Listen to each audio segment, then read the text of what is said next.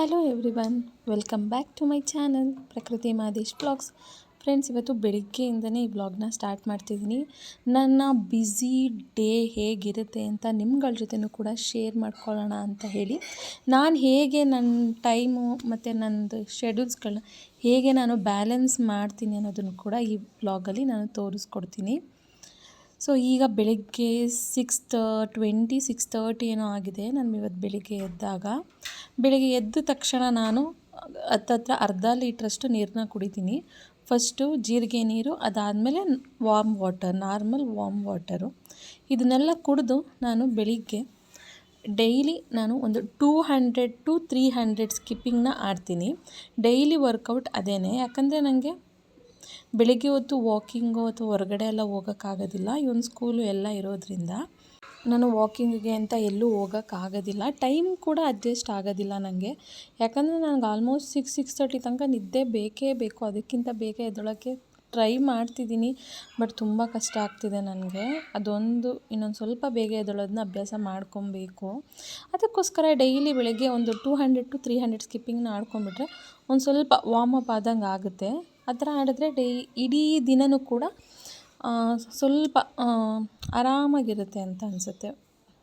ಆದ್ದರಿಂದ ಡೈಲಿ ಇದನ್ನು ಪ್ರಾಕ್ಟೀಸ್ ಮಾಡ್ಕೊತಾ ಬರ್ತಾಯಿದ್ದೀನಿ ನಾನು. ವಾಮ್ ವಾಟರ್ ಬೇರೆ ಕುಡಿದು ಈ ಥರ ಸ್ಕಿಪ್ಪಿಂಗ್ ಆಡೋದ್ರಿಂದ ಬೆಳಗ್ಗೆ ಎಷ್ಟು ಸ್ವೆಟ್ ಆಗ್ತೀವಿ ಅಂದರೆ ತುಂಬ ಸ್ವೆಟ್ ಆಗ್ತೀವಿ. ಬೇಕಿದ್ರೆ ಯಾರಾದರೂ ಟ್ರೈ ಮಾಡಿ ನೋಡಿ. ವರ್ಕೌಟ್ ಎಲ್ಲ ಮುಗಿಸಿದ ಮೇಲೆ ನಾನು ಡೈಲಿ ಕೆಲಸಗಳನ್ನ ಸ್ಟಾರ್ಟ್ ಮಾಡ್ಕೊತೀನಿ. ಫಸ್ಟು ನನ್ನ ಮಗನ ಎದ್ದೇಳಿಸಿ ಅವನನ್ನು ಸ್ವಲ್ಪ ಪ್ಯಾಂಪರ್ಡ್ ಮಾಡಿ ಎದ್ದೇಳಿಸ್ಬೇಕು.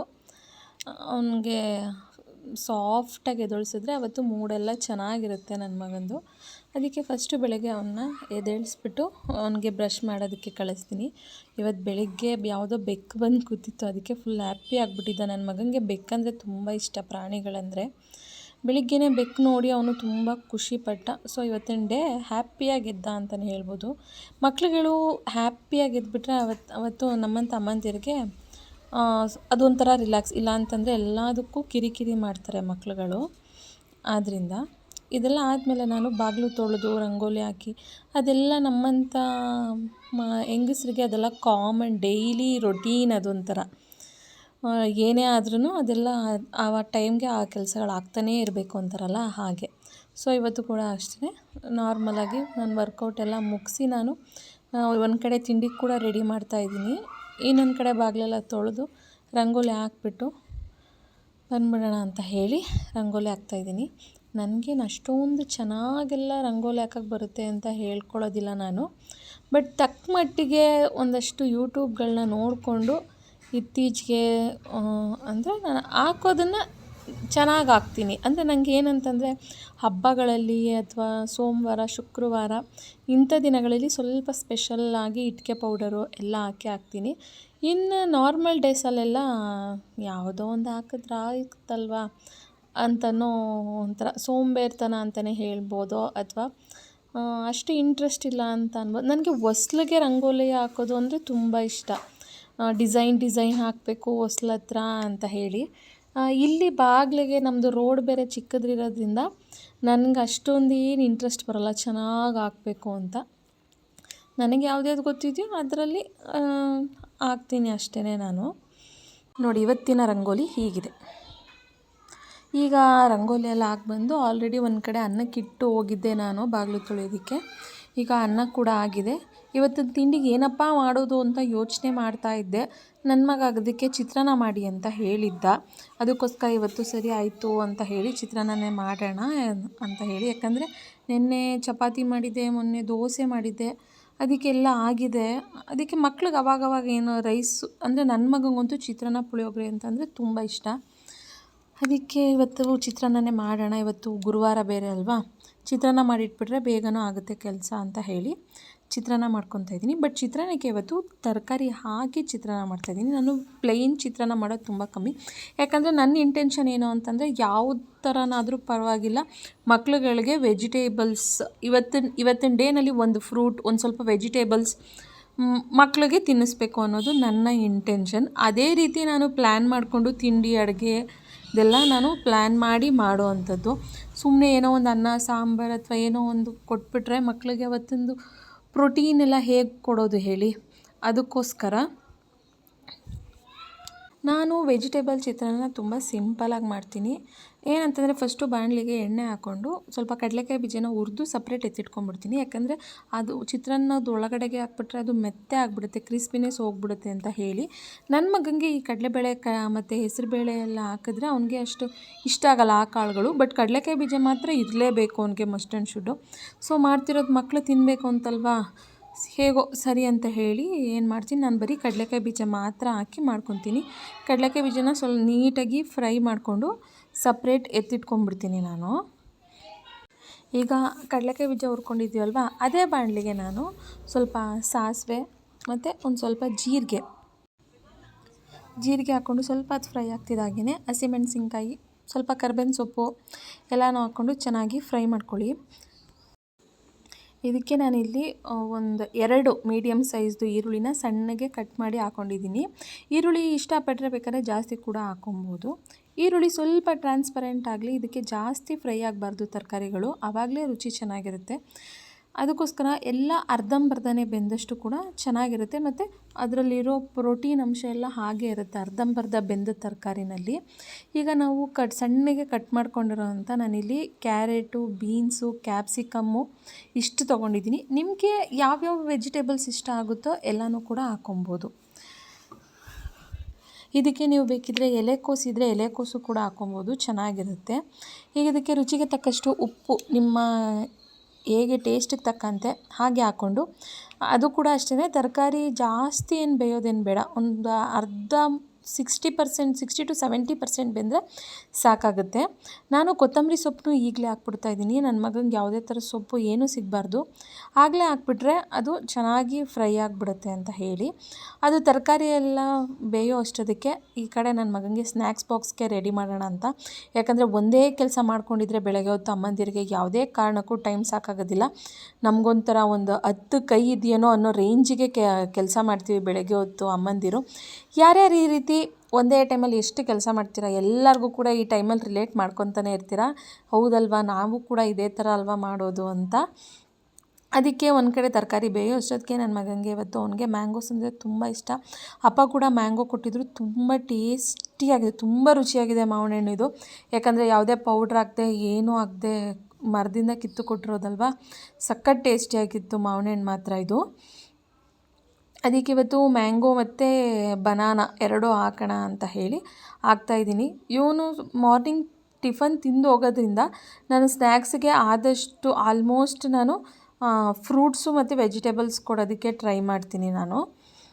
ಯಾಕಂದರೆ ಬೆಳಗ್ಗೆ ತಿಂಡಿ ತಿಂದಿಲ್ಲ ಅಂದರೆ ಮಕ್ಕಳಿಗೆ ಸ್ವಲ್ಪ ಸ್ಯಾಂಡ್ವಿಚಸ್ ಆ ಥರ ಕೊಡ್ಬೋದು. ಬಟ್ ಇವನು ನಾರ್ಮಲ್ ತಿಂಡಿ ತಿಂದಿರ್ತಾನಲ್ವ, ಆದ್ದರಿಂದ ನಾನು ಫ್ರೂಟ್ಸ್ ಕೊಟ್ಟು ಕಳಿಸ್ತೀನಿ. ಇದು ನಾನು ಇಷ್ಟು ಪ್ಯಾಕ್ ಮಾಡೋ ಅಷ್ಟೊತ್ತಿಗೆ ಈ ಕಡೆ ವೆಜಿಟೇಬಲ್ಸ್ ಕೂಡ ಬೆಂದಿದೆ, ನೋಡ್ಬೋದು. ಆಲ್ಮೋಸ್ಟ್ 60 to 70% ಬೆಂದಿದೆ. ಈಗ ಇದಕ್ಕೆ ಒಂದು ಸ್ವಲ್ಪ ಅರಿಶಿನ ಪೌಡರ್ ಹಾಕ್ಕೊಂಡು ಫ್ರೈ ಮಾಡಿಕೊಂಡು ಇದಕ್ಕೆ ಸ್ವಲ್ಪ ನಿಂಬೆಹಣ್ಣನ್ನು ಕೂಡ ಈಗಲೇ ಹಿಂಡ್ಕೊಂಬಿಡೋಣ. ಸ್ಟವ್ನ ಆಫ್ ಮಾಡಿ ನಿಂಬೆಹಣ್ಣು ಹಾಕ್ಕೊಂಡ್ರೆ ವೆಜಿಟೇಬಲ್ ಚಿತ್ರಾನ್ನ ರೆಡಿ ಆಗುತ್ತೆ. ಬೇಕಿದ್ದರೆ ಇಷ್ಟ ಆದರೆ ನಿಮಗೆ ಕಾಯಿ ತುರಿನೂ ಕೂಡ ಸೇರಿಸ್ಕೊಬೋದು. ಬಟ್ ನಾನಿಲ್ಲಿ ಕಾಯಿ ತುರಿ ಏನೂ ಹಾಕ್ತಾಯಿಲ್ಲ, ಹಾಗೆ ಮಾಡ್ಕೊಂಡಿದ್ದೀನಿ. ನಾನು ಆಲ್ರೆಡಿ ಅನ್ನನ ಸ್ವಲ್ಪ ಆರೋಕ್ಕೆ ಇಟ್ಕೊಂಡಿದ್ದೆ, ಸ್ವಲ್ಪ ಆರಿದೆ ರೈಸು. ನಮ್ಮನೇಲಿ ನಾವು ಗದ್ದೆ ಅಕ್ಕಿ ಯೂಸ್ ಮಾಡೋದ್ರಿಂದ ಸ್ವಲ್ಪ ಆರಿದ್ರೆ ಚೆನ್ನಾಗಿ ಉದುದ್ರಿಗೆ ಬರುತ್ತೆ.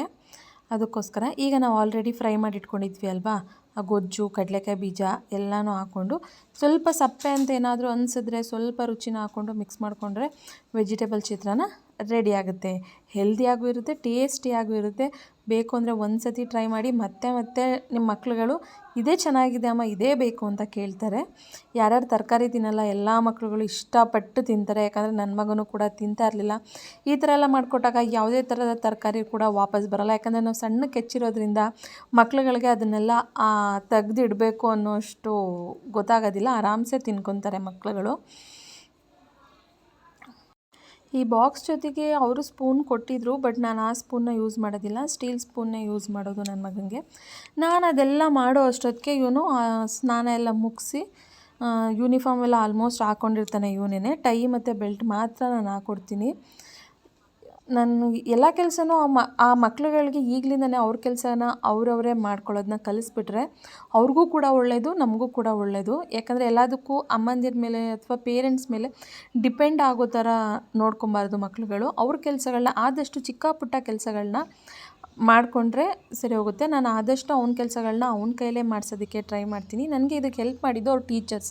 ಯಾಕಂದರೆ ಫಸ್ಟ್ ಸ್ಟ್ಯಾಂಡರ್ಡಿಂದನೇ ಅವ್ರವ್ರ ಕೆಲಸಗಳನ್ನ ಚಿಕ್ಕ ಪುಟ್ಟ ಕೆಲಸಗಳನ್ನ ನೀವೇ ಮಾಡ್ಕೊಬೇಕು ಅಂತ ಅವರು ಸ್ಕೂಲ್ನಲ್ಲೂ ಕೂಡ ಹೇಳ್ಕೊಟ್ಟಿರೋದ್ರಿಂದ ನನಗದು ಸ್ವಲ್ಪ ಮನೆಯಲ್ಲೂ ಕೂಡ ಯೂಸ್ ಆಗಿದೆ ಅಂತ ಹೇಳ್ಬೋದು. ಬಟ್ ಇವನಿಗೆ ಬೆಳಿಗ್ಗೆ ಹೊತ್ತು ಟಿಫನ್ನ ನಾನೇ ತಿನ್ನಿಸ್ಬಿಡ್ತೀನಿ. ಯಾಕಂದರೆ ಆಲ್ರೆಡಿ ಟೈಮ್ ಆಗಿಬಿಟ್ಟಿರುತ್ತೆ. ಅವನಿಗೆ ತಿನ್ನೋದಕ್ಕೆ ಕೊಟ್ಟರೆ ಲೇಟ್ ಮಾಡ್ತಾನೆ ಅಂತ ಹೇಳಿ ನಾನೇ ಟಿಫನ್ ಮಾಡಿಸಿ ಇವನ್ನ ಸ್ಕೂಲ್ಗೆ ಡ್ರಾಪ್ ಮಾಡಿ ಬರ್ತೀನಿ. ಇದು ನನ್ನ ಫಸ್ಟ್ ಬ್ಯುಸಿ ರೊಟೀನ್ ಇರುತ್ತೆ.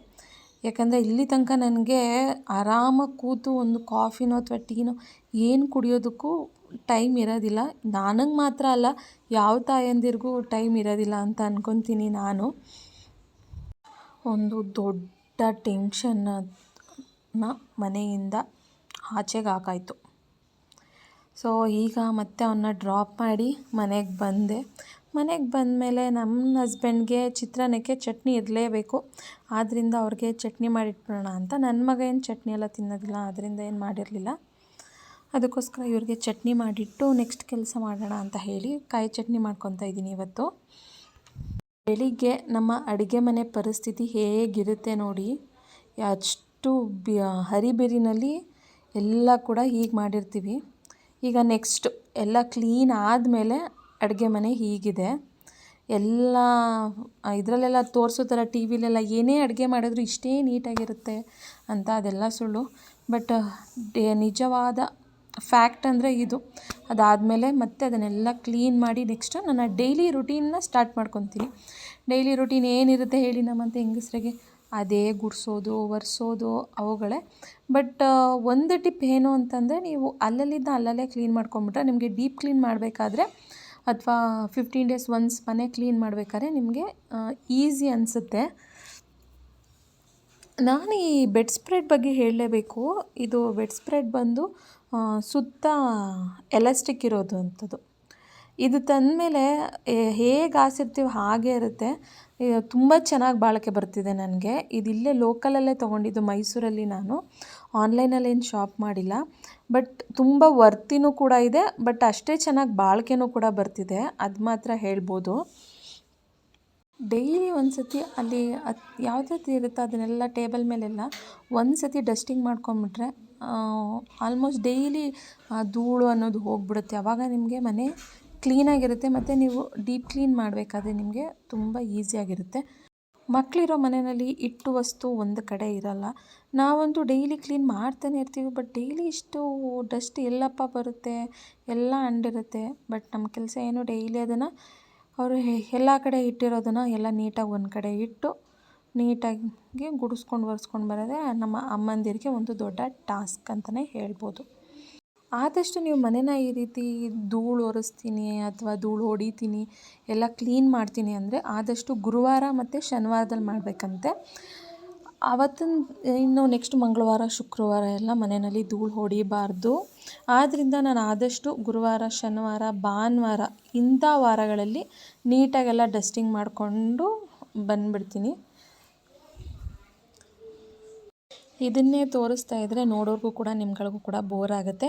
ಸೊ ಅದಕ್ಕೋಸ್ಕರ ಮನೆ ಕೆಲಸ ಎಲ್ಲ ಮುಗಿಸಿ ಫ್ರೆಶ್ ಅಪ್ ಆಗಿ ಮತ್ತೆ ನಿಮ್ಗಳ ಜೊತೆ ಕಂಟಿನ್ಯೂ ಮಾಡ್ತೀನಿ. ಈಗ ಫ್ರೆಶ್ ಅಪ್ ಎಲ್ಲ ಆಗಿ ರೆಡಿಯಾಗಿದ್ದೀನಿ. ಎಲ್ಲಿಗಪ್ಪ ರೆಡಿಯಾಗಿದ್ದೀನಿ ಅಂದರೆ, ಇವತ್ತು ಒಂದು ಗೃಹ ಪ್ರವೇಶ ಇತ್ತು. ಅದಕ್ಕೆ ನನ್ನ ಹಸ್ಬೆಂಡಿಗೆ ಈಗ ತಾನೇ ಕಾಲ್ ಮಾಡಿ ರೆಡಿಯಾಗು ಹೋಗೋಣ ಅಂತ ಹೇಳಿದ್ರು. ಮರ್ತುಬಿಟ್ಟಿದ್ವಿ ಗೃಹ ಪ್ರವೇಶನ. ಅದಕ್ಕೀಗ ಕೆಲಸ ಎಲ್ಲ ಮುಗಿಸಿ ಸ್ನಾನ ಮಾಡಿ ಈಗ ಕ್ವಿಕ್ಕಾಗಿ ರೆಡಿ ಆಗ್ತಿದ್ದೀನಿ. ನಾನು ಕ್ವಿಕ್ಕಾಗಿ ಹೇಗೆ ರೆಡಿ ಆಗೋದು ಅಂತ ನಿಮ್ಗಳಿಗೂ ಕೂಡ ಶೇರ್ ಮಾಡ್ಕೊತೀನಿ. ಯಾಕಂದರೆ ಎಲ್ಲರೂ ಅರ್ಜೆಂಟಾಗಿ ಹೋಗಬೇಕು ಅಂದಾಗ ಬೇಗ ರೆಡಿ ಆಗಬೇಕಲ್ವಾ, ಅದಕ್ಕೋಸ್ಕರ. ಫಸ್ಟು ನಾನಿಲ್ಲಿ ಪಾಂಡ್ಸ್ದು ಮಾಯ್ಶ್ಚರೈಸರ್ನ ಯೂಸ್ ಮಾಡ್ತಾಯಿದ್ದೀನಿ. ಮಾಯ್ಶ್ಚರೈಸರ್ ಅಪ್ಲೈ ಮಾಡಿದ ತಕ್ಷಣ sunscreen is must and should. ಯಾಕಂದರೆ ನಾವು ಹೊರಗಡೆ ಹೋಗೋದ್ರಿಂದ, ಈಗಂತೂ ಮೈಸೂರಲ್ಲಿ ಒಂದು ಸ್ವಲ್ಪ ಬಿಸಿಲು, ಸ್ವಲ್ಪ ಮೋಡ ಆಗಿದೆ ವೆದರು. ಆದ್ದರಿಂದ ಸನ್ಸ್ಕ್ರೀನ್ ಕೂಡ ಬೇಕೇ ಬೇಕು. Sunscreen must and should use ಮಾಡಿ ಅಂತ ಹೇಳ್ತೀನಿ. ಯಾಕಂದರೆ ನನ್ನ ಸ್ಕಿನ್ನು ಕೂಡ ಮುಂಚೆ ತುಂಬ ಹಾಳಾಗಿತ್ತು. ಈಗ ಸ್ವಲ್ಪ ಸ್ಕಿನ್ ಕೇರ್ ಮಾಡ್ತಾ ಮಾಡ್ತಾ ಈಗ ಸ್ವಲ್ಪ ಸ್ಕಿನ್ ಕೂಡ ಚೆನ್ನಾಗಾಗಿದೆ ಅಂತಲೇ ಹೇಳ್ಬೋದು. ಇನ್ನೊಂದೇನಪ್ಪ ಅಂದರೆ ಸನ್ಸ್ಕ್ರೀನ್ನ ಆದಷ್ಟು ಟ್ಯಾಪ್ ಮಾಡಿ ಹಾಕಿ, ತುಂಬ ಸ್ಕ್ರಬ್ ಮಾಡಬೇಡಿ ಫೇಸ್ನಲ್ಲಿ. ಸನ್ಸ್ಕ್ರೀನ್ನ ಆದಷ್ಟು ಟ್ಯಾಪ್ ಮಾಡಿ ಹಾಕಬೇಕು ಫೇಸ್ಗೆ. ಯಾಕಂದರೆ ಅದು ಅಷ್ಟು ನಮಗೆ ಶೀಲ್ಡ್ ಥರ ವರ್ಕ್ ಮಾಡಬೇಕಲ್ವ, ಆದ್ದರಿಂದ. ಈಗ ನೆಕ್ಸ್ಟು ಎಲ್ಲ ಆದಮೇಲೆ ಈಗ ನೆಕ್ಸ್ಟು ಪ್ರೈಮರಿ. ಯಾಕಂದರೆ ಮೇಕಪ್ ಏನೇ ಆದ್ರೂ ನಮ್ಮ ಸ್ಕಿನ್ಗೆ ಯಾವುದೇ ಕೂಡ ಡ್ಯಾಮೇಜ್ ಆಗಬಾರ್ದು ಅನ್ನೋ ಕಾರಣಕ್ಕೆ ಪ್ರೈಮರ್ನ ಯೂಸ್ ಮಾಡಲೇಬೇಕಾಗುತ್ತೆ. ಅದು ಒಂಥರ ಒಂದು ಲೇಯರ್ ನಮ್ಮ ಸ್ಕಿನ್ಗೂ ಮತ್ತು ನಮ್ಮ ಮೇಕಪ್ಗೂ ಅದು ಒಂದು ಲೇಯರ್ ಥರ ಸ್ವಲ್ಪ ಸೆಕ್ಯೂರ್ ಮಾಡುತ್ತೆ, ಯಾವುದೇ ಥರದ ಡ್ಯಾಮೇಜ್ ಆಗದೇ ಇರೋ ರೀತಿ. ಜಸ್ಟ್ ಒಂದು ಸ್ವಲ್ಪ ಹಾಕ್ಕೊಂಡಿದ್ದೀನಿ ಪ್ರೈಮರೆಲ್ಲ ಹಾಕಿ ಅದು 1 ನಿಮಿಷ ಸೆಟ್ ಆಗಲಿ. ನೆಕ್ಸ್ಟು ನಾವು ಡೈರೆಕ್ಟು ಫೌಂಡೇಶನ್ಗೆ ಹೋಗೋಣ. ಫೌಂಡೇಶನ್ ಕೂಡ ಅಷ್ಟೇ, ನಿಮ್ಮ ಸ್ಕಿನ್ ಟೋನ್ಗೆ ನೋಡಿ ಫೌಂಡೇಶನ್ನ ಸೆಲೆಕ್ಟ್ ಮಾಡಿ. ಯಾವಾಗ್ಲೂ ಸುಮ್ಮನೆ ಯಾವುದ್ಯಾವುದೋ ಫೌಂಡೇಶನ್ನ ತೊಗೊಬೇಡಿ ಅಂತ ಹೇಳೋದಕ್ಕೆ ಇಷ್ಟಪಡ್ತೀನಿ. ನನಗೆ ಬ್ಲೆಂಡರಲ್ಲಿ ಬ್ಲೆಂಡ್ ಮಾಡೋದ್ರಿಂದ ತುಂಬ ಇಷ್ಟ ಆಗುತ್ತೆ. ಯಾಕಂದರೆ ಫಿನಿಶಿಂಗ್ ಕೈಗಿಂತ ನನಗೆ ಬ್ಲೆಂಡರಲ್ಲಿ ತುಂಬ ಇಷ್ಟ ಆಗುತ್ತೆ. ನಿಮ್ಗೆ ಯಾವ್ದು ಸೂಟ್ ಅನಿಸುತ್ತೋ ನೀವು ಅದ್ರಲ್ಲಿ ಮಾಡ್ಕೊಬೋದು. ಈಗ ಕೆಲವರಿಗೆ ಬ್ರಷಲ್ಲಿ ಕಂಫರ್ಟಬಲ್ ಇರುತ್ತೆ, ನನಗೆ ಇದರಲ್ಲಿ ಕಂಫರ್ಟಬಲ್. ಯಾಕಂದರೆ ನೀವೇ ನೋಡ್ತಾ ಇರ್ಬೋದು, ನನಗೆ ಸ್ವಲ್ಪ ಡಾರ್ಕ್ ಸರ್ಕಲ್ಸ್ ಮತ್ತು ಪಿಂಪಲ್ಸ್ ಕಲೆಗಳು ಕೂಡ ಇದೆ. ಇದು ಹಾಕಿದ ತಕ್ಷಣ ನೋಡಿ ಎಷ್ಟು ಒಳ್ಳೆ ಕವರೇಜ್ ಕೊಡ್ತಾ ಇದೆ ಅಂತ ನೀವೇ ನೋಡ್ತಿದ್ದೀರಾ. ಅದು ಸ್ವಲ್ಪನೂ ಕೂಡ ಕಾಣಿಸ್ತಾ ಇಲ್ಲ, ಅಷ್ಟು ಚೆನ್ನಾಗಿ ಕವರೇಜ್ ಕೊಡುತ್ತೆ ಇದು ನನಗೆ. ಈಗ ನೆಕ್ಸ್ಟು ಕಾಂಪ್ಯಾಕ್ಟು, ಅದು ಕೂಡ ಲಾರಿಯಲ್ ಅವ್ರದ್ದೇ ಕಾಂಪ್ಯಾಕ್ಟ್ನ ಯೂಸ್ ಮಾಡ್ತಾಯಿದ್ದೀನಿ. ಯಾಕಂದರೆ ಸ್ವಲ್ಪ ಲಾಂಗ್ ಲಾಸ್ಟಿಂಗ್ ಇರಬೇಕು ಅಂತ ಹೇಳಿ ಇದನ್ನು ಯೂಸ್ ಮಾಡ್ತಿದ್ದೀನಿ. ನೆಕ್ಸ್ಟ್ ಡೇಗಳಲ್ಲಿ ನಾನು ಅಂಡರ್ 500 ರುಪೀಸ್ ಒಳಗಡೆ ನಿಮ್ಗೆ ಹೇಗೆ ಒಳ್ಳೆ ಬ್ರೈಡಲ್ ಲುಕ್ ತರ್ಬೋದು ಅಂತಲೂ ಕೂಡ ನಿಮ್ಗಳ ಜೊತೆ ಶೇರ್ ಮಾಡ್ಕೊತೀನಿ. ವಿಡಿಯೋಗೋಸ್ಕರ ವೆಯ್ಟ್ ಮಾಡ್ತಾಯಿರಿ ಅಂತ ಹೇಳ್ತಾ, ಈಗ ಫೌಂಡೇಶನ್ ಕೂಡ ಹಾಕಾಗಿದೆ. ಕನ್ಸೀಲರ್, ನಾನಿವತ್ತು ಕನ್ಸೀಲರ್ನ ಎಲ್ಲೂ ಕೂಡ ಯೂಸ್ ಮಾಡ್ತಾಯಿಲ್ಲ, ಜಸ್ಟ್ ಐಗೆ ಮಾತ್ರ ಯೂಸ್ ಮಾಡ್ತಾಯಿದ್ದೀನಿ. ಸ್ವಲ್ಪ ಕನ್ಸೀಲರ್ ಹಾಕಿ ಜಾಸ್ತಿ ಸ್ಕ್ರಬ್ ಮಾಡೋಕ್ಕೆ ಹೋಗಬೇಡಿ ಐ ಮೇಲೆ, ಜಸ್ಟ್ ಟ್ಯಾಪ್ ಮಾಡಿ, ಆವಾಗ ನಿಮಗೆ ನೀಟಾಗಿ ಕೂರುತ್ತೆ. ಆವಾಗ ಐ ಶ್ಯಾಡೋನು ಕೂಡ ಅಷ್ಟೇ ನೀಟಾಗಿ ಕಾಣುತ್ತೆ. ನೀವು ಸ್ಕ್ರಬ್ ಮಾಡೋಕ್ಕೆ ಹೋಗಬೇಡಿ ಅಂತ ಹೇಳ್ತೀನಿ. ಈಗ ಐ ಪ್ಯಾಲೆಟ್ ನಾನು ಯೂಸ್ ಮಾಡಿರೋ ಅಂಥದ್ದು, ನಾನಿವತ್ತು ಪಿಂಕ್ ಶೇಡ್ ಹಾಕಿದ್ದೀನಲ್ವ ಸ್ವಲ್ಪ ಸ್ಯಾರಿನ, ಅದಕ್ಕೋಸ್ಕರ ಸ್ವಲ್ಪ ಪಿಂಕ್ ಕಲರಲ್ಲೇ ಹಾಕೊಳ್ಳೋಣ ಇವತ್ತು ಐ ಶ್ಯಾಡೋನ ಅಂತ ಹೇಳಿ ಪಿಂಕ್ ಕಲರ್ ಹಾಕ್ತಾಯಿದ್ದೀನಿ. ಲೈಟ್ ಪಿಂಕ್ ಕಲರ್ ತೊಗೊಂಡಿದ್ದೀನಿ, ಯಾಕಂದರೆ ಡೇ ಅಲ್ವಾ ನಾವಿವತ್ತು ಫಂಕ್ಷನ್ ಅಟೆಂಡ್ ಮಾಡ್ತಿರೋದು. ನೈಟ್ ಆದರೆ ಸ್ವಲ್ಪ ನೀವು ಡಾರ್ಕ್ ಕಲರ್ ಹಾಕಿದ್ರೂ ನಡೆಯುತ್ತೆ. ಡೇನಲ್ಲಿ ನೀವು ಆದಷ್ಟು ಸ್ವಲ್ಪ ಲೈಟ್ ಕಲರ್ ಆಗೇ ಯೂಸ್ ಮಾಡಿ ಐ ಶ್ಯಾಡೋನ. ನಾನು ಇದ್ರ ಮಧ್ಯದಲ್ಲಿ ಸ್ವಲ್ಪ ಗ್ಲಿಟರ್ನ ಹಾಕಿ ಹೈಲೈಟ್ ಮಾಡ್ತಾಯಿದ್ದೀನಿ. ನನ್ನ ಹಸ್ಬೆಂಡ್ ಲೇಟ್ ಆಯಿತು, ಇನ್ನೂ ರೆಡಿ ಆಗಿಲ್ವಾ ಅಂತ ಹೇಳ್ತಾ ಇದ್ದಾರೆ. ನಾವು ಹೆಣ್ಮಕ್ಳು ಎಷ್ಟು ಬೇಗ ರೆಡಿ ಆದ್ರೂ ಲೇಟ್ ಆಗೇ ಹೋಗುತ್ತೆ. ಯಾಕಂದರೆ ಮನೆ ಕೆಲಸ ನೋಡಬೇಕು, ಇವರದ್ದು ನೋಡಬೇಕು, ಎಲ್ಲನೂ ನಾವೇ ನೋಡಬೇಕು. ಆದ್ದರಿಂದ ಲೇಟ್ ಆಗೇ ಆಗುತ್ತೆ ಅಂತ ಹೇಳಿ ಅವ್ರ ಹತ್ರ ಸ್ವಲ್ಪ ಮಾತಾಡ್ತಾಯಿದ್ದೀನಿ. ಹಾಗೆ ಮಾತಾಡ್ತಾ ಕಾಜಲ್ ಕೂಡ ಅಪ್ಲೈ ಮಾಡ್ತಾಯಿದ್ದೀನಿ. ಯಾಕಂದರೆ ಕಾಜಲ್ ಹಾಕಲೇಬೇಕು ಹೆಣ್ಮಕ್ಳಿಗೆ, ಯಾಕಂದರೆ eye is the highlighter of the face ಅಂತ ಹೇಳೋಕ್ಕೆ ಇಷ್ಟಪಡ್ತೀನಿ. ಯಾಕಂದರೆ ನೀವು ಐನ್ ಮೇಕಪ್ ಚೆನ್ನಾಗಿ ಮಾಡಿದ್ರೆ ನಿಮ್ಮ ಫೇಸ್ ಇನ್ನೂ ತುಂಬ ಗಾರ್ಜಿಯಸ್ಸಾಗಿ ಕಾಣುತ್ತೆ, ಲುಕ್ ವೈಸ್ ತುಂಬ ಚೆನ್ನಾಗಿ ಕಾಣುತ್ತೆ. ನನಗೆ ಐಲೈನರ್ನ ಇಲ್ಲಿ ನೋಡಿಕೊಂಡು ಹಾಕ್ಕೊಳಕ್ಕಾಗಲ್ಲ, ಆದ್ದರಿಂದ ಮಿರರಲ್ಲೇ ಹಾಕ್ಕೊಂಡು ಮತ್ತೆ ಸಿಗ್ತೀನಿ ನೋಡಿ. ಈಗ ಐಲೈನರ್ ಕೂಡ ಅಪ್ಲೈ ಮಾಡಿದ್ದಾಯಿತು. ನೆಕ್ಸ್ಟು ಫೈನಲ್ ಆಗಿ ಸ್ವಲ್ಪ ಮಸ್ಕರನ ಹಾಕ್ಕೊತಾ ಇದ್ದೀನಿ. ನೋಡಿ, ಇಷ್ಟ ಆಗ್ತಿದ್ದಾಗೇ ಫೇಸ್ ಎಷ್ಟು ಕ್ಲಿಯರಾಗಿದೆ ಮತ್ತು ಎಷ್ಟು ಚೇಂಜಸ್ ಕಾಣಿಸ್ತಿದೆ ಅಂತ ಹೇಳಿ. That is the power of the makeup ಅಂತಲೂ ಕೂಡ ಹೇಳ್ತೀನಿ. ಈಗ ಲಾಸ್ಟ್ ಆ್ಯಂಡ್ ಫೈನಲ್ ಲಿಪ್ ಲೈನರ್ನ ಕೂಡ ಅಪ್ಲೈ ಮಾಡೋಣ. ಲಿಪ್ ಲೈನರ್ನ ನೀವು ಚೂಸ್ ಮಾಡ್ಬೇಕಾದ್ರೆ ನೀವು ಯಾವ ಕಲರ್ ಲಿಪ್ಸ್ಟಿಕ್ನ ಹಾಕೊತೀರಾ ಅದನ್ನು, ಆ ಶೇಡ್ನ ನೋಡಿ ನೀವು ಲಿಪ್ ಲೈನರ್ನ ಹಾಕ್ಕೊಳ್ಳಿ. ಲಿಪ್ ಲೈನರ್ನ ಕರೆಕ್ಟಾಗಿ ಹಾಕಿದ್ರೆ ನೀವು ಆವಾಗ ನಿಮ್ಮ ಲಿಪ್ಸ್ ಶೇಪ್ ನೀಟಾಗಿ ಕಾಣಿಸುತ್ತೆ ಲಿಪ್ಸ್ಟಿಕ್ ಹಾಕಿದಾಗ. ನಾನಿಲ್ಲಿ ರೆಡ್ ಶೇಡ್ ಹಾಕ್ತಾಯಿದ್ದೀನಿ ನಾನು.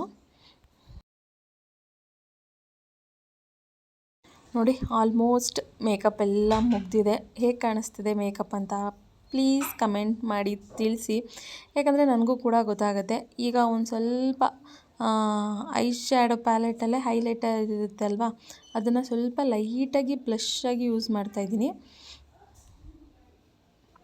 ಬ್ಲಷ್ ಹಾಕಿದಾಗ ನಮ್ಮ ಚೀಕ್ಸ್ ಎಷ್ಟು ಚೆನ್ನಾಗಿ ಕಾಣುತ್ತೆ ಅಲ್ವಾ, ಫುಲ್ ಬ್ಲಷ್ ಆಗಿರೋ ಥರನೇ ಕಾಣುತ್ತೆ. ತುಂಬ ಜಾಸ್ತಿ ಆಗ್ತಾಯಿಲ್ಲ, ಸ್ವಲ್ಪ ಲೈಟಾಗಿ ಹಾಕ್ಕೊಂಡಿದ್ದೀನಿ ಅಷ್ಟೇ.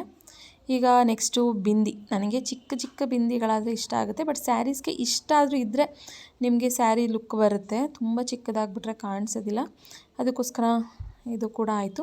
ಮತ್ತು ಇನ್ನೊಂದು ಟಿಪ್ನ ನಾನು ನಿಮ್ಗಳ ಜೊತೆ ಶೇರ್ ಮಾಡ್ಕೊಬೇಕು. ಏನಪ್ಪ ಅಂತಂದರೆ, ನೀವು ಕುಂಕುಮ ಇಡಬೇಕಲ್ವ ಹಣೆಗೆ. ಈಗ ಕೆಲವೊಬ್ಬರಿಗೆ ಇಟ್ಟಿರ್ತೀವಿ, ಏನೋ ಮಾಡ್ಕೊಳ್ಳೋಕೆ ಹೇರ್ ಸರಿ ಮಾಡ್ಕೊಳ್ಳೋಕೆ ಹೋಗ್ತಾವಾಗ ಹೊರಟೋಗ್ಬಿಡುತ್ತೆ ಬೇಗ ಅನ್ನೋದಿರುತ್ತೆ. ಈ ರೀತಿ ಮಾಯಿಶ್ಚರೈಸರ್ನ ಅಥವಾ ಲಿಪ್ ಬಾಮ್ನ ಯಾವುದಾದ್ರೂ ಪರವಾಗಿಲ್ಲ, ಅದನ್ನು ಹಚ್ಚಿ ಅದ್ರ ಮೇಲೆ ನೀವು ಈ ರೀತಿ ಕುಂಕುಮನ ಹಾಕೋದ್ರಿಂದ ಒಂದು ಡೇ ಆದ್ರೂ ಕೂಡ ನಿಮಗೆ ಹೋಗೋದಿಲ್ಲ, ಅದು ಹಾಗೇ ಇರುತ್ತೆ.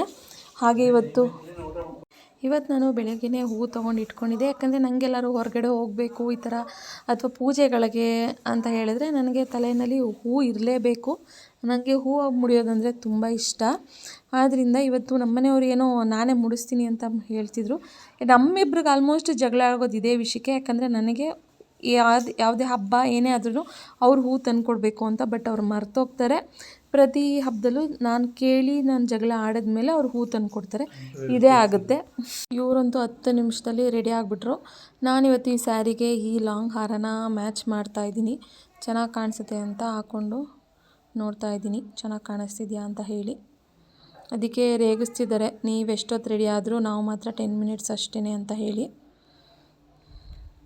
ಫಂಕ್ಷನ್ ಎಲ್ಲ ಮುಗಿಸ್ಕೊಂಡು ಹಾಗೆ ಬರ್ತಾ ನನ್ನ ಮಗನೂ ಕೂಡ ಪಿಕಪ್ ಮಾಡ್ಕೊಂಡು ಬರೋಣ ಅಂತ ಹೇಳಿ ಅವನ್ನ ಕರ್ಕೊಂಡು ಬರ್ತಾ ಹಾಗೆ ಇಲ್ಲಿ ಐಶ್ವರ್ಯ ಪೆಟ್ರೋಲ್ ಬ್ಯಾಂಕ್ ಹತ್ರ ಆರ್ಟ್ ಆ್ಯಂಡ್ ಕ್ರಾಫ್ಟ್ ಮತ್ತು ಏನೋ ಫಿಶ್ ಚಾನಲ್ ಅಂತ ಹೇಳಿ ಹಾಕಿದ್ರು. ನಾನು ತುಂಬ ಹಿಂದೆನೇ ನೋಡಿದ್ದೆ, ಬಟ್ ಹೋಗೋಣ ಅಂತ ಹೇಳಿ, ಬಟ್ ಇವ್ರು ಫ್ರೀ ಇರಲಿಲ್ಲ ಅಂತ ಹೋಗೋಕ್ಕಾಗಿರಲಿಲ್ಲ. ಇವತ್ತು ಆನ್ ದ ವೇ ಬರ್ತಿದ್ರಿ ಅಲ್ವಾ, ಹೇಗಿದ್ರು ಇವನಿಗೆ ಸಂಜೆ ಇನ್ನೂ ಕರಾಟೆ ಕ್ಲಾಸ್ ಇದೆ, ಮತ್ತೆ ಬರೋಕ್ಕಾಗೋದಿಲ್ಲ. ಅದಕ್ಕೆ ಹೀಗೆ ಹೋಗ್ತಾ ನೋಡ್ಕೊಂಡು ಹೋಗ್ಬಿಡೋಣ ಅಂತ ಹೇಳಿ ಹಾಗೆ ಕರ್ಕೊಂಡು ಹೋದರು ನನ್ನ ಹಸ್ಬೆಂಡು. ಹಾಗೆ ಟಿಕೆಟು ಬಂದು 50 ರುಪೀಸು. ಇಲ್ಲಿ ಸ್ಟಾರ್ಟಿಂಗ್ ಬರ್ತಿದ್ದಾಗೇ ಬ್ಲ್ಯಾಕ್ ಕಲರ್ ಸ್ವ್ಯಾನು ಮತ್ತು ಕೋಳಿಗಳು ಮತ್ತು ಸ್ನೇಕ್ಸು, ಫಿಶಸ್ಸು ಎಲ್ಲ ಇತ್ತು. ಇಲ್ಲಿ ಬೇಕಿದ್ದರೆ ಅವುಗಳ ಜೊತೆ ಫೋಟೋನೂ ಕೂಡ ತೆಗೆಸ್ಕೊಬೋದು ಅಂತ ಹೇಳಿ ಹಾಕಿದರು. ಬಟ್ ನಾವು ಯಾವುದೇ ಥರದ ಫೋಟೋಸ್ ತೊಗೊಂಡಿರಲಿಲ್ಲ. ನನಗೆ ಇಲ್ಲಿ ಇಷ್ಟ ಆಗಿದ್ದು ವೈಟ್ ಇಲಿ, ತುಂಬ ಕ್ಯೂಟಾಗಿತ್ತು. ಮತ್ತು ನಾರ್ಮಲ್ ಫಿಶಸ್ಸಲ್ಲಿ ಏನು ಅಂಥ ಡಿಫ್ರೆನ್ಸ್ ಅಂತ ಏನೂ ಅನ್ನಿಸ್ಲಿಲ್ಲ ನನಗೆ. ಮತ್ತು ಇದೊಂದು ಇದರ ಸ್ಪೆಷಾಲಿಟಿ ಟನಲ್ ಅಂತ ಹೇಳಿ. ಇಲ್ಲಿ ನೋಡಿದ್ರೆ ಎಲ್ಲ ಮೀನುಗಳು ಒಂದೇ ಕಡೆ ನಿಂತ್ಕೊಂಡ್ಬಿಟ್ಟಿತ್ತು, ಏನು ಓಡಾಡ್ತಾನೇ ಇರಲಿಲ್ಲ. ಇಲ್ಲಿಂದ ಒಂದು 2 ಇದೆ ಈ ಥರದ್ದು, ಇದು ಮತ್ತು ಇನ್ನೊಂದು. ಎಷ್ಟು ಉದ್ದ ಇದೆ ಕಾಣಿಸ್ತಿದೆ ನೋಡಿ, ಅಷ್ಟೇ ಉದ್ದ ಇರೋದು. ಇಲ್ಲಿದೆ ನೋಡಿ, ಈ ಫಿಶ್ ಒಂದು ಸ್ವಲ್ಪ ಇಷ್ಟ ಆಯಿತು. ಯಾಕಂದರೆ ಅದ್ರ ಫೇಸ್ ಒಂಥರ ಚೂಪಾಗಿತ್ತು, ಶಾರ್ಪಾಗಿತ್ತು. ಇದೇನೋ ಸ್ವಲ್ಪ ಡಿಫ್ರೆಂಟಾಗಿತ್ತು ಅಂತ ನೋಡಿಕೊಂಡು ಹಾಗೆ ಮುಂದೆ ಹೋದ್ವಿ. ಇಲ್ಲಿ ಮುಂದೆ ಹೋದರೆ ಆಲ್ಮೋಸ್ಟ್ ಯಾವಾಗಲೂ ಇಲ್ಲಿ ಆಗ್ತಾನೆ ಇರ್ತಾರೆ ಆರ್ಟ್ ಆ್ಯಂಡ್ ಕ್ರಾಫ್ಟು. ಅದೇನೇ ಆ್ಯಸ್ ಯೂಶ್ವಲ್, ಏನೂ ಚೇಂಜಸ್ ಇಲ್ಲ ಅದರಲ್ಲಿ. ಸ್ವಲ್ಪ ನಮ್ಮಂಥ ಹೆಣ್ಮಕ್ಳಿಗೆ ಈ ಥರ ಬಂದಮೇಲೆ ಕ್ಲಿಪ್ಸ್ಗಳು ಏನಾದರೂ ತೊಗೊಂಡು ಹೋಗದೇ ಇದ್ದರೆ ಮನ್ಸಿಗೆ ಸಮಾಧಾನನೇ ಆಗೋದಿಲ್ಲ. ಆದ್ದರಿಂದ ಸ್ವಲ್ಪ ಕ್ಲಿಪ್ಸ್ ಎಲ್ಲ ಬೇಕಿತ್ತು, ಆದ್ದರಿಂದ ತೊಗೊಳ್ಳೋಣ ಅಂತ ಹೇಳಿ ಒಂದು ಸ್ವಲ್ಪ ತೊಗೊಂಡೆ ಅಷ್ಟೇ. ಇನ್ನೇನು ಪರ್ಚೇಸ್ ಮಾಡಲಿಲ್ಲ. ನಾರ್ಮಲ್ ಆ್ಯಸ್ ಯೂಶ್ವಲ್ ಏನೇನು ಶಾಪ್ ಇರುತ್ತೋ ಅದೇ ಶಾಪ್ಸ್ ಇದೆ. ನನಗಂತೂ ಇದು 50 ರುಪೀಸ್ ಜಾಸ್ತಿ ಆಯಿತು ಅಂತಲೇ ಅನ್ನಿಸ್ತು. ಯಾಕಂದರೆ ಇನ್ನೊಂದು 50 to 100 ರುಪೀಸ್ ಕೊಟ್ಟಿದ್ದಿದ್ರೆ ಮೈಸೂರಲ್ಲಿ ಅರ್ತ್ ಪ್ಲ್ಯಾನೆಟ್ ಅಂತ ಇದೆ, ಅಲ್ಲಿ ಹೋಗಿದ್ದಿದ್ರೆ ನಿಮಗೆ ಫಿಶಸ್ ಇರ್ಬೋದು, ಪ್ರಾಣಿಗಳಿರ್ಬೋದು, ಡಾಗ್ಸ್ ಇರ್ಬೋದು, ಮತ್ತು ಮಕ್ಳುಗಳಿಗೆ ಪ್ಲೇ ಏರಿಯಾ ಎಲ್ಲ ಚೆನ್ನಾಗಿದೆ. ನಿಜವಾಗ್ಲೂ ಇದಂತೂ ತುಂಬ ಅಂದರೆ ತುಂಬ ಲಾಸ್ ಇದು ನಿಜವಾಗ್ಲೂ 50 ರುಪೀಸ್ ಅಂತ ಮಾಡಿರೋದು. ಯಾಕಂದರೆ ಅಲ್ಲಿ ಯಾವುದೇ ಥರದ ಡಿಫ್ರೆಂಟ್ ಟೈಪ್ಸ್ ಆಫ್ ಫಿಶಸ್ ಅಂತಲೂ ಇಲ್ಲ, ಏನೂ ಇಲ್ಲ. ಅಲ್ಲೊಂದೆರಡು ಹಾವು ಇಟ್ಟಿದ್ದಾರೆ, ಅದು ಕೂಡ ಮಲಗಿತ್ತಷ್ಟೇ. ನನಗಂತೂ ಇದು ಆರ್ಟ್ ಆ್ಯಂಡ್ ಕ್ರಾಫ್ಟ್ ಫ್ರೀನೇ ಎಂಟ್ರಿ ಇದ್ದಿತ್ತು ಪ್ರತಿ ಸರಿ. ಈ ಫಿಶ್ದು ಇಟ್ಟಿದ್ದಾರೆ ಅನ್ನೋದಕ್ಕೋಸ್ಕರ ಈ ಸತಿ 50 ರುಪೀಸ್ ಟಿಕೆಟ್ ಮಾಡಿದ್ದಾರೆ. ಅದು ನನಗೆ ತುಂಬ 50 ರುಪೀಸ್ ತುಂಬ ಜಾಸ್ತಿ ಆಯಿತು ಅಂತಲೂ ಕೂಡ ಅನ್ನಿಸ್ತು ನನಗೆ. ಹಾಗೆ ಇದೊಂದು ರಂಗೋಲಿದು 1-2 ಪ್ಲೇಟ್ಗಳು ಬೇಕಿತ್ತು, ಅದನ್ನು ತೊಗೊಳ್ಳೋಣ ಅಂತ ಹೇಳಿ ಅದೊಂದು ತೊಗೊಂಡು ಮನೆಗೆ ಬಂದೆ. ಹಾಗೆ ಇಲ್ಲಿ ಹೊರಗಡೆ ಈ ಪಿಂಗಾಣಿ ಐಟಮ್ಗಳಿಟ್ಟಿದ್ರು. ಇಲ್ಲಿ ತುಂಬ ವೆರೈಟೀಸ್ ಇಟ್ಟಿದ್ದಾರೆ ಅಂತ ಇಷ್ಟ ಆಯಿತು ನನಗೆ ಇಲ್ಲಿ. ಯಾಕಂದರೆ ಈ ವಾಸ್ಗಳಿರ್ಬೋದು ಅಥವಾ ಸ್ಟಾರ್ಟಿಂಗ್ ತೋರಿಸ್ದೆ ಅಲ್ವಾ ಡಿಯರ್ದು, ಅದು ಎಲ್ಲ ಚೆನ್ನಾಗಿತ್ತು. ಬಟ್ ನನಗೆ ಆಲ್ರೆಡಿ ನಾನು ಈ ಥರ ಡೋನಟ್ ವಾಸ್ ತೊಗೊಂಡಿರೋದ್ರಿಂದ ನಂಗೆ ಆವಾಗ ವೈಟ್ ಕಲರ್ ಹುಡುಕ್ತಾಯಿದ್ದೆ, ಬಟ್ ವೈಟ್ ಕಲರ್ ಸಿಗಲಿಲ್ಲ. ಬಟ್ ಈಗ ವೈಟ್ ಕಲರ್ ಇಟ್ಟಿದ್ದಾರೆ. ಅಲ್ಲೇ ಹಾಗೆ ಸ್ವಲ್ಪ ಮಕ್ಕಳಿಗೆ ಪ್ಲೇ ಏರಿಯಾ ಕೂಡ ಇದೆ, ಬಟ್ ಯಾರು ಜನನೂ ಕೂಡ ಇಲ್ಲ. ಯಾರ್ಯಾರು ಹೋಗ್ಬೇಕು ಅಂದ್ಕೊಂಡಿದ್ರೆ ದಯವಿಟ್ಟು ಹೋಗಬೇಡಿ. ಅಲ್ಲಿಂದ ಮನೆಗೆ ಬಂದು ನನ್ನ ಮಗನ ಕರಾಟೆಗೆ ಬಿಟ್ಟು ನಾನು ವಾಕ್ ಬಂದೆ. ನನಗೆ ಡೈಲಿ 10,000 ಸ್ಟೆಪ್ಸ್ ಕಂಪ್ಲೀಟ್ ಮಾಡಬೇಕು ಅನ್ನೋ ಇಂಟೆನ್ಷನ್ ಇಟ್ಕೊಂಡು ಡೈಲಿ 10,000 ಸ್ಟೆಪ್ಸ್ನ ಕಂಪ್ಲೀಟ್ ಮಾಡ್ತಾಯಿದ್ದೀನಿ. ಬಟ್ ಯಾಕೆ ಇಲ್ಲಿ ಈ ವಿಡಿಯೋನ ಮಾಡ್ತಿದ್ದೀನಿ ಅಂದರೆ ಈ ವೆದರಲ್ಲಿ ಈ ಟೈಮ್ನಲ್ಲಿ ಇಲ್ಲಿ ಕೂತ್ಕೊಬೇಕು. ಇಲ್ಲಿ ಕೂತ್ಕೊಂಡು ಒಂದು 10 ನಿಮಿಷ ಹಾಗೆ ಕೆರೆನ ನೋಡ್ತಾ ಇರಿ. ಮನಸ್ಸಿಗೆ ಎಷ್ಟು ಸಮಾಧಾನ ಆನಂದ ಸಿಗುತ್ತೆ ಅಂತ. ಏನೋ ಒಂಥರ ಸಮಾಧಾನ ಸಿಗುತ್ತೆ ಮಾತ್ರ. ನನಗಂತೂ ಇಲ್ಲಿ ಬಂದಾಗ ಒಂದು 5 ನಿಮಿಷನಾದ್ರು ಕೂತ್ರೆ ನನಗೆ ಒಂಥರ ಪೀಸ್ಫುಲ್ ಮೈಂಡಲ್ಲಿದ್ದೀವಿ, ಎಲ್ಲೋ ಹೊರಗಡೆ ಲೋಕದಲ್ಲಿದ್ದೀವಲ್ಲ, ನಮ್ಮದೇ ಆದಂಥ ಪ್ರಪಂಚದಲ್ಲಿದ್ದೀವಿ ಅಂತ ಅನಿಸುತ್ತೆ. ಆ ಥರ ಫೀಲ್ ಆಗುತ್ತೆ ನನಗಂತೂ ಇಲ್ಲಿ ಬಂದು ಒಂದು 5 ನಿಮಿಷ ಕೂತ್ರೆ. ಸೊ ನಾನು ವಾಕ್ನ ಸ್ಟಾರ್ಟ್ ಮಾಡಿ ಆಲ್ರೆಡಿ ಒಂದು ಅರ್ಧ ಕಂಪ್ಲೀಟ್ ಮಾಡಿದ್ದೀನಿ. ನೋಡ್ತಾ ಇರ್ಬೋದು ಆಲ್ರೆಡಿ ಎಷ್ಟು ಸ್ವೆಟ್ ಆಗ್ತಾಯಿದ್ದೀನಿ ಅಂತ ಹೇಳಿ. ಎಷ್ಟು ಗಾಳಿ ಬರ್ತಿದೆ, ಬಟ್ ಅಷ್ಟು ಗಾಳಿನಲ್ಲೂ ಕೂಡ ನಾವೆಷ್ಟು ಸ್ವೆಟ್ ಆಗ್ತೀವಿ ಗೊತ್ತಾ ಇಲ್ಲಿ. ಬಟ್ ಒಳ್ಳೆ ಗ್ರೀನರಿ ಮಧ್ಯ ವಾಕ್ ಮಾಡ್ತೀವಿ. ಸೊ ನಾನು ಕಂಪ್ಲೀಟ್ ಆಯಿತು ನನ್ನ ವಾಕಿಂಗ್ ಇವತ್ತಿಗೆ. ವಾಕ್ ಮುಗಿಸ್ಕೊಂಡು ಮೇಲೆ ಬಂದರೆ ಗೇಟೇ ಲಾಕ್ ಮಾಡಿಬಿಟ್ಟಿದ್ದಾರೆ ಇವತ್ತು 6:40ಗೆ. ವಾಚ್ಮ್ಯಾನು ಏನಪ್ಪ ಹೆಂಗಪ್ಪ ಹೋಗೋದು, ಯಾಕಂದರೆ ಇಲ್ಲಿಂದ ಗಾಡಿ ಬೇರೆ ಅಲ್ಲಿ ಕರಾಟೆ ಹತ್ರ ಹಾಕಿದ್ದೀನಿ. ನಾನು ಮತ್ತೆ ನಡೀತೀನಿ ಅಂತಂದರೆ ಮತ್ತೆ ಒಂದು 2-2.5 ಕಿಲೋಮೀಟ್ರ್ ವಾಕ್ ಮಾಡಬೇಕಾಗುತ್ತೆ. ಆಲ್ರೆಡಿ 6:40 ಆಗಿಬಿಟ್ಟಿದೆ ಟೈಮು.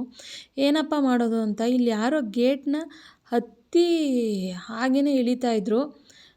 ನನಗೆ ಇದೇ ಫಸ್ಟ್ ಎಕ್ಸ್ಪೀರಿಯೆನ್ಸು ನನಗೆ ಕೆರೆನಲ್ಲಿ ಆಗಿದ್ದು, ಗೇಟ್ ಲಾಕ್ ಆಗಿರೋದು. ಯಾಕಂದರೆ ಮೇನ್ ಗೇಟ್ ಓಪನ್ ಇರುತ್ತೆ, ಇದನ್ನು ಕ್ಲೋಸ್ ಮಾಡಿದ್ದಾರೆ. ಅದಕ್ಕೆ ಇನ್ನೇನು ಮಾಡೋಣ ಅಂತ ಹೇಳಿ ನಾನು ಇದೇ ರೀತಿ ಇವತ್ತು ಹತ್ತಿದೆ. ಫಸ್ಟ್ ಟೈಮ್ ಪಬ್ಲಿಕ್ಕಲ್ಲಿ ಈ ರೀತಿ ಹತ್ತಿರೋದು ನಾನು. ನಿಜವಾಗ್ಲೂ ತುಂಬ ನಗು ಬರುತ್ತೆ. ಸೊ ನೋಡಿ, ನಾನು ಇವತ್ತಿನ ನನ್ನ 10,000 ಸ್ಟೆಪ್ಸ್ನ ಕಂಪ್ಲೀಟ್ ಮಾಡಿದ್ದೀನಿ. ನಮ್ಮನ್ನು ನಾವು ಹೇಗೆ ಚೇಂಜಸ್ ಮಾಡ್ಕೊತೀವಿ ಅನ್ನೋದ್ರ ಮೇಲೆ ಡಿಪೆಂಡ್ ಆಗುತ್ತೆ. ಯಾಕಂದರೆ ನಮ್ಮ ಮೈಂಡ್ ಸೆಟ್ ಮಾಡ್ಕೊಬೇಕು. ಇಲ್ಲಪ್ಪ ನನ್ನ ಕೈಲಾಗುತ್ತೆ, ನಾನು ಮಾಡೇ ಮಾಡ್ತೀನಿ ಅಂತಂದರೆ ಖಂಡಿತ ಮಾಡ್ಬೋದು. ವಾಕೆಲ್ಲ ಮುಗಿಸ್ಕೊಂಡು ನನ್ನ ಮಗನ ಕರಾಟೆಯಿಂದ ಕರ್ಕೊಂಡು ಬಂದು ಈಗ ಸ್ವಲ್ಪ ಕೂತ್ಕೊಂಡು ಗ್ರೀನ್ ಟೀ ಕುಡಿಯೋಣ ಅಂತ ಹೇಳಿ ಗ್ರೀನ್ ಟೀ ಮಾಡ್ಕೊಂಡಿದ್ದೀನಿ. ಇವತ್ತಂತೂ ನನಗೆ ಬೆಳಗ್ಗೆಯಿಂದ ಕೂತು ಒಂದು ಲೋಟ ಗ್ರೀನ್ ಟೀ ಕುಡಿಯೋಕ್ಕೂ ಕೂಡ ಟೈಮ್ ಸಿಕ್ಕಿರಲಿಲ್ಲ. ಅದಕ್ಕೋಸ್ಕರ ಈಗ ಆರಾಮಾಗಿ ಕೂತ್ಕೊಂಡು ಗ್ರೀನ್ ಟೀ ಕುಡಿಯೋಣ ಅಂತ ಹೇಳಿ ಒಂದು ಕಡೆ ನನ್ನ ಮಗನಿಗೆ ಸ್ವಲ್ಪ ಹೋಮ್ವರ್ಕ್ಸ್ ಕೊಟ್ಟು ಸ್ವಲ್ಪ ಟೈಮ್ನ ಆರಾಮಾಗಿ ಕೂತ್ಕೊತಿದ್ದೀನಿ. ಈ ಥರ ಆರಾಮಾಗಿ ಕೂತ್ಕೊಂಡು ನನಗೆ ಟೀ ಕುಡಿಯೋದು ಅಂತಂದರೆ ತುಂಬ ಇಷ್ಟ ಆಗುತ್ತೆ. ಕಾಮಾಗಿ ಕೂತ್ಕೊಂಡ್ಬಿಡ್ಬೇಕು ನನಗೆ. ಟೀ ಕುಡಿತಾ ನಮ್ಮಂಥ ಅಮ್ಮಂದಿರಿಗೆ ನೆಕ್ಸ್ಟು ಅಂತಂದರೆ ನೈಟ್ ಡಿನ್ನರ್ಗೆ ಏನು ಮಾಡೋದು ಅಂತ ಹೇಳಿ ಏನು ಮಾಡೋಣ ಅಂತ ಯೋಚನೆ ಮಾಡ್ತಾ ಇದ್ದೆ. ನೆನ್ನೆದು ಸ್ವಲ್ಪ ಚಿಕನ್ ಗ್ರೇವಿ ಫ್ರಿಜ್ಜಲ್ಲಿತ್ತು. ಅದಕ್ಕೆ ಇವತ್ತು ಚಪಾತಿ ತಿನ್ನೋಕ್ಕೂ ಕೂಡ ಮೂಡಿರಲಿಲ್ಲ. ಅದಕ್ಕೆ ಇವತ್ತು ಓಟ್ಸ್ನ ಯೂಸ್ ಮಾಡಿಕೊಂಡು ದೋಸೆ ಮಾಡೋಣ ಅಂತ ಹೇಳಿ ಇವತ್ತು ಓಟ್ಸ್ ದೋಸೆ ಮಾಡೋಣ ಅಂತ ಅಂದ್ಕೊತಾ ಇದ್ದೀನಿ. ಅದಕ್ಕೆ ನನ್ನ ಮಗನೂ ಕೂಡ ಕೇಳಿಕೊಂಡೆ, ತಿಂತೀರಾ ಅಂತ ಹೇಳಿ.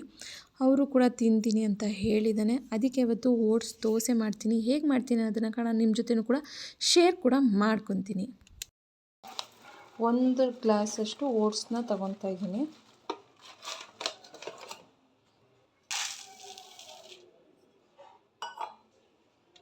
ಇದು ಸ್ವಲ್ಪ ಮುಳುಗುವಷ್ಟು ನೀರನ್ನ ಹಾಕ್ಕೊಬೇಕು. ಜಾಸ್ತಿ ಏನು ಹಾಕೋದು ಬೇಡ, ಯಾಕಂದರೆ ಅದೊಂದು 20 to 30 ಮಿನಿಟ್ಸ್ ನೋಡಿ ಜಸ್ಟ್ ಅದು ಇದಾಗಬೇಕಷ್ಟೇ. ಈಗ ಅದು ನೀರನ್ನೆಲ್ಲ ಅಬ್ಸರ್ವ್ ಮಾಡ್ಕೊಳ್ಳುತ್ತೆ. ಅದು ಹೀಗೆ ಒಂದು 30 ಮಿನಿಟ್ಸು ಚೆನ್ನಾಗಿ ಸೋಕ್ ಆಗೋದಕ್ಕೆ ಬಿಡೋಣ.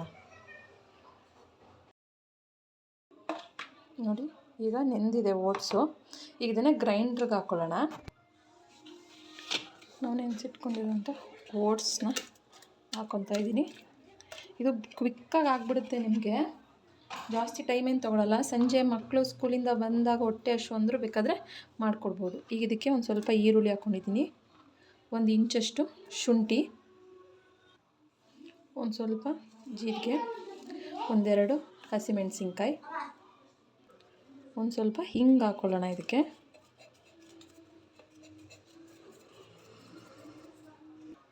ಈಗ ಇದನ್ನು ನೀರು ಹಾಕ್ಕೊಳ್ದೇ ರುಬ್ಕೊಂಡು ಬರೋಣ. ನೋಡಿ, ಈಗ ನೀರು ಹಾಕ್ಕೊಳ್ದೇ ರುಬ್ಕೊಂಡಿದ್ದೀನಿ. ಯಾಕಂದರೆ ಓಟ್ಸ್ ನೆಂದಿರುತ್ತೆ ಅಲ್ವಾ, ಅದರಲ್ಲೂ ಕೂಡ ನೀರಿರುತ್ತೆ. ಮತ್ತು ಈರುಳ್ಳಿನಲ್ಲೂ ನೀರು ಬಿಡೋದ್ರಿಂದ ನೀವು ನೀರು ಹಾಕೋ ಅವಶ್ಯಕತೆ ಇರಲ್ಲ.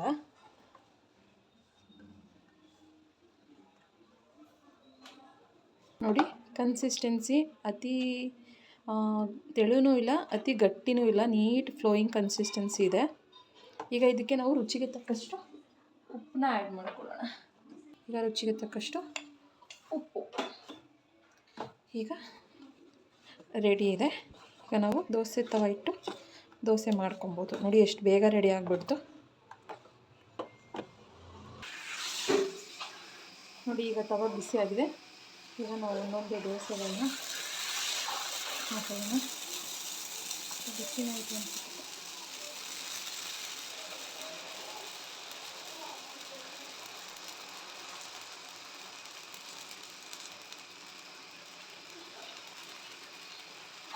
ಆಮೇಲೆ ಸ್ವಲ್ಪ ಬಟರ್ ಹಾಕ್ಕೊಳ್ಳಿ. ನಿಮ್ಮ ಎಣ್ಣೆ ಬೇಕಿದ್ದರೆ ಎಣ್ಣೆ ಹಾಕ್ಕೊಬೋದು, ಬಟರ್ ಬೇಕಿದ್ದರೆ ಬಟರ್ ಹಾಕ್ಕೊಬೋದು, ಇಲ್ಲ ತುಪ್ಪ ಇದ್ದರೆ ತುಪ್ಪ ಹಾಕ್ಕೊಬೋದು.